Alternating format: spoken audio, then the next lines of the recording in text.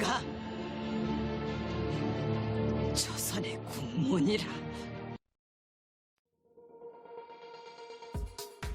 자, 이제 한국의 화교에 대해 얘기해보자. 우선 그들이 어떻게 한국에 오게 됐는지부터 알아보면 이 역시 희대양녀 민자영과 관계가 깊다. 이목군란이 터지던 민비는 상궁옷을 입고 무예별감 홍제의 등에 업혀 창덕궁을 탈출하여 제 목숨 살리려 충주 민흥식의 집으로 톡 뛴다. 그리고는 청나라의 영선사로 있던 김윤식을 통해 청나라에게 살려달라고 SOS를 친다.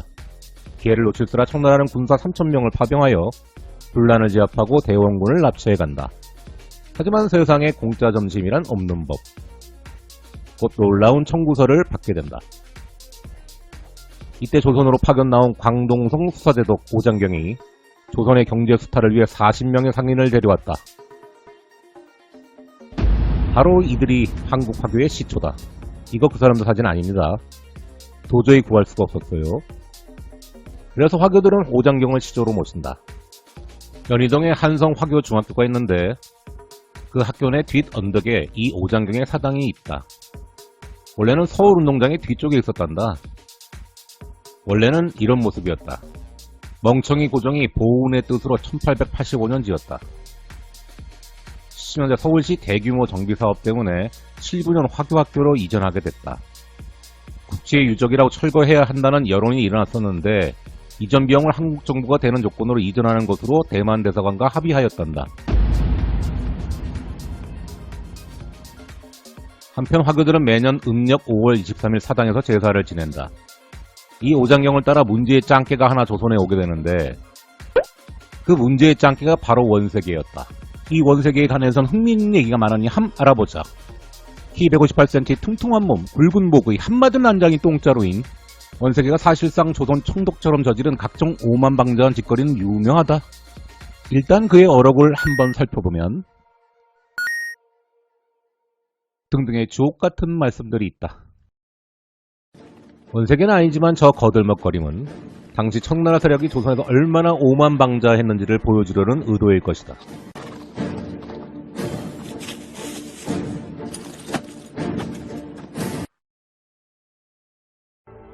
이 원세계는 동학공기로 촉발된 청일전쟁에서 청나라가 패배하자 돌아가게 된다. 근데 자료조사 중에 재밌던 것은 잡것들이 못 오려고 너몇 나라까지 겨우고 지랄이대. 한국 동학공기 관련 드라마 녹두꽃의 이 대목을 중국의 어떤 매체에서 자막을 넣은 것 같은데 자국에게 불리한 말이라고 이 긴 말을 달랑 두 글자인 커우, 즉 젠장 정도로 번역해놨다.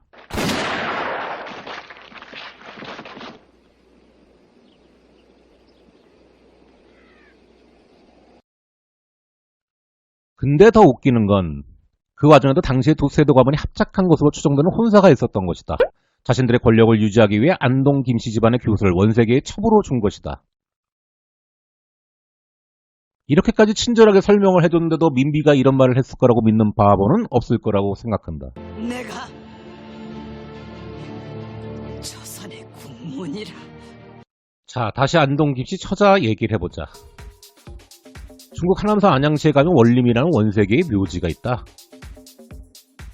그거 박물관 안에 원세계의 가계도가 있는데 자세히 보면 조선 인첩이 오씨, 김씨, 민씨 이렇게 3명이다. 이게 어떻게 된 일이냐면 원래 안동시 교수에게 2명의 몸종이 있었는데 원세계가 어느 날 그 2 몸종 전부 첩으로 삼아서 글이 된 것이다. 이것은 원세계의 처첩과 딸들의 사진이다. 하지만 이 중에 누가 안동 김씨 교수인지는 알 수가 없었다. 하지만 위 세 사람 중에 가운데가 민씨인 건 확실한 것 같다. 어쨌든 이 김씨에게 아들이 하나 있었다. 이름은 원극문이다. 실상이 이러한데 어떤 중국 영상파리들은 야사를 그대로 받아들여 안동 김씨를 조선공주라고 얘기한다. 왜긴 왜겠어요. 당연히 그 이유는 그래야 극적이어서 장사가 잘 되니까 그러는 거지. 1890年，袁克文出生于朝鲜汉城，他的母亲是朝鲜公主。大家好，今天和大家聊一下袁世凯。在袁世凯的一生中有10个老婆，其中有一个还是朝鲜的公主。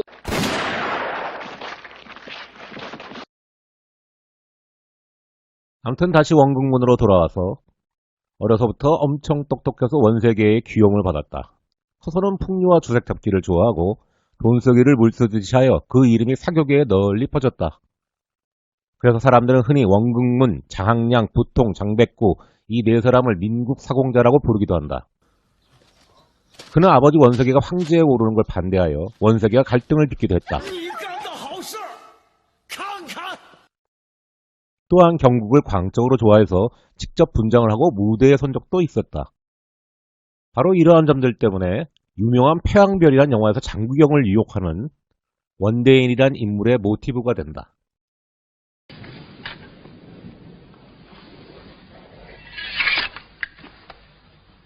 喜欢程老板，愿做我的红尘知己。 그렇게 화려한 삶을 살았던 원궁문은 42세로 죽는다. 아버지 원색에는 조선을 억압하고 수탈하는 임무를 띠고 조선에 왔으나 조선인 어머니와의 사이에서 나온 아들은 중국에서 그렇게 화려한 삶을 살다 간 것이다. 패왕별이 속 원대인의 말처럼 세상은 돌고 도는 것인가. 果然世上的事是踏破铁鞋无觅处啊！